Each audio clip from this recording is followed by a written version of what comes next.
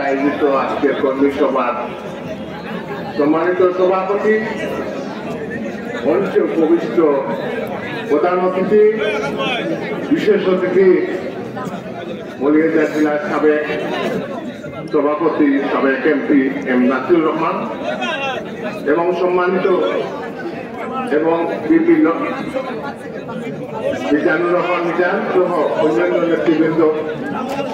আসসালামু আলাইকুম। আপনাদের আর আরেকটা সালাম দিতে হয়, ওই যে শ্বশুর বাড়ি আছে না, এটা হলো শ্বশুর বাড়ির সালাম। শুধু এই কমলগঞ্জবাসীকে আমি বিভিন্নভাবে কৃতজ্ঞ, কারণ আমি একটা শ্বশুর বাড়ি, আমার ব্যবসা বাণিজ্য যা কিছু আছে গাছের মাল টাল সেই 80-র দশক থেকে, এবং আমার চা বাগান এখানে আমার